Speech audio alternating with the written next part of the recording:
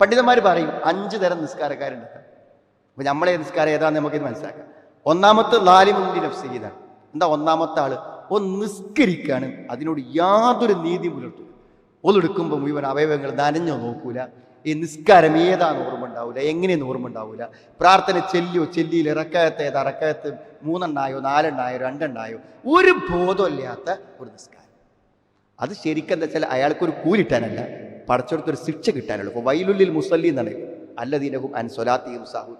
നിസ്കരിക്കുക എന്നുള്ള ഒരു കടമ കഴിക്കാൻ വേണ്ടി മാത്രമുള്ള ഒരു പരിപാടി.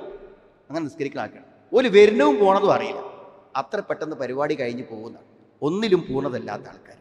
രണ്ടാമത്തെ എന്താ വെച്ചാൽ നോക്കിയ നിസ്കാരത്തിൻ്റെ ഒക്കെ ഉണ്ടാവും, അതിൻ്റെ അർക്കാനുകളും എല്ലാ കാര്യങ്ങളും ഒക്കെ ഉണ്ടാവുന്നതാണ്. പക്ഷെ മനസ്സ് മാത്രം നിസ്കാരത്തിൽ എത്തിയിട്ടുണ്ടാവില്ല.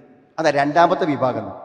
ഏത്? നിസ്കാരത്തിൻ്റെ എല്ലാ പരിപാടിയും റുക്കൂ സുജൂദും ഒക്കെ ഉണ്ടാവും, ചിലണ്ടൊക്കെ ചെയ്യും, പക്ഷെ മനസ്സ് മാത്രം നിസ്കാരത്തിലില്ല.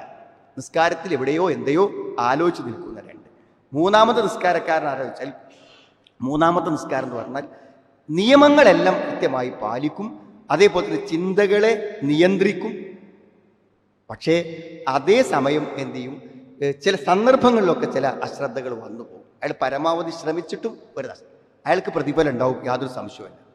എന്നാൽ 4ാമത്തെ ഘട്ടത്തിൽ അതിലും അതിൻ്റെ അപ്പുറത്തൊന്നുമില്ല.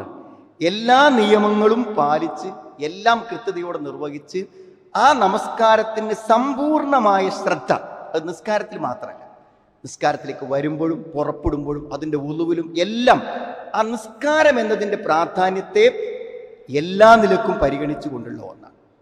5ാമത്തത് പറയുമ്പോൾ ഇതിൻ്റെ അപ്പുറത്തേക്ക് എന്താ പറയുന്നത്?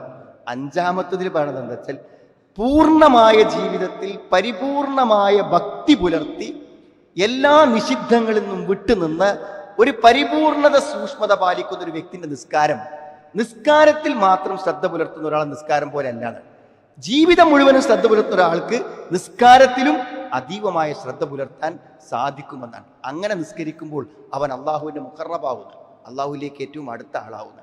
ഏതായിരുന്നാലും നിസ്കാരത്തിന് പ്രതിഫലം ലഭിക്കുന്ന രൂപത്തിൽ നിസ്കാരം നിർവഹിക്കാൻ ശ്രമിക്കണം.